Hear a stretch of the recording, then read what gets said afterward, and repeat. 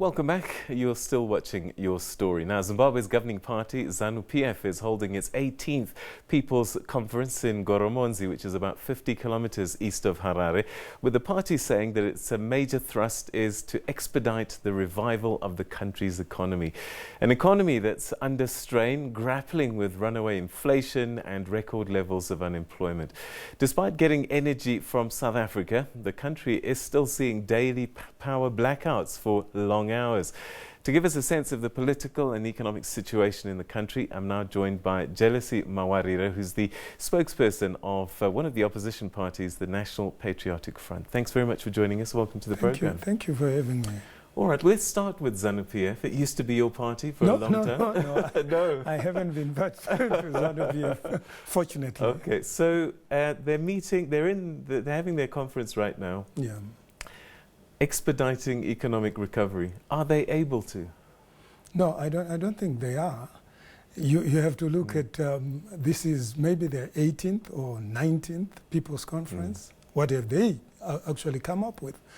They have succeeded in actually ensuring that no hospital is working.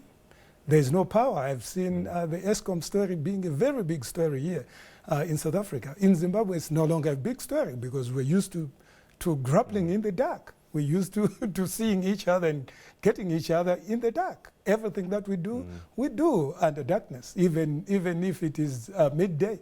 There's midday darkness. So there's really nothing, I think, that is going to come out of that conference, because really the political will to reform is not there. Yeah. If we had the political will to reform, then things could have changed. You know, things had been very bad in November 2017. We never thought we were going to go 6 feet under. We thought by the transition, the coup, after the coup, those that expedited the coup, we thought they had ideas to turn around the country, but they failed dismally. In fact, we're better off in November 2017 than where we are today. So I think it's really a very long shot to expect Zanu PF to turn around the economy, because Zanu PF is the problem. The problem is Zanu PF in Zimbabwe. So you're very close to the former First Lady, Grace Mugabe. How is she feeling? What's her situation at the moment? She's staying in the rural areas now. She's staying at Kutama. Also feeling the pain of actually going the whole day, 2 days without electricity, without running water. She has been doing quite a lot, I think, trying to spruce up the homestead. And she has been telling me that she has been encountering a lot of problems. You can't get cement, you can't get water, you can't get power. So, yeah. And there's also this wave of new invasions of farming areas. Hair farms have not been spared. The old man's farm has been invaded. A lot of cows are dying at the dairy. So a lot of things are happening, but I think she's coping. All right. So you formed the National Patriotic Front. And I think you got one seat in the last elections. Yeah. Is this a growing party? Do you still have support? Very growing. We had our national executive meeting in Bulawayo on the 16th of November last month. And really we are geared towards growing the party. And what we believe we are doing is to provide a platform for Zimbabweans to be involved in the governance of the country, to provide Zimbabweans with a platform to express themselves on how the country should go forward. And this is a platform that we have actually availed to Zimbabweans, and we expect Zimbabweans to be using that platform. And we have also done quite a lot of work with other political parties. We are not only working with our supporters, but we are also working with other political parties and other democratic movements in the country.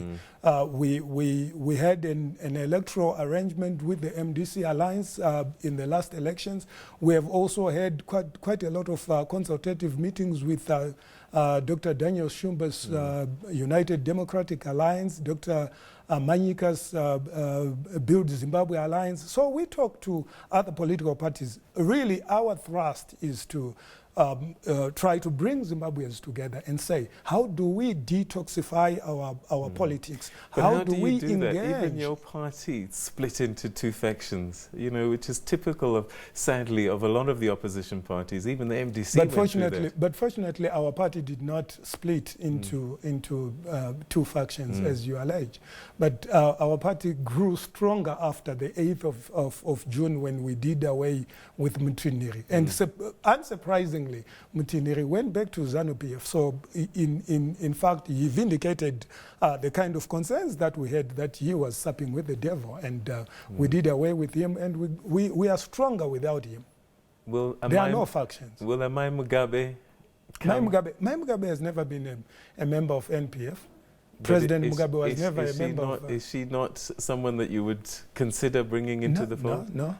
She has been First Lady. I think that's a very influential office that she occupied. And we believe it's her time to rest. You're speaking to other opposition parties, but I guess not so much Tyson Wabantu and Xavier Kwaskwere.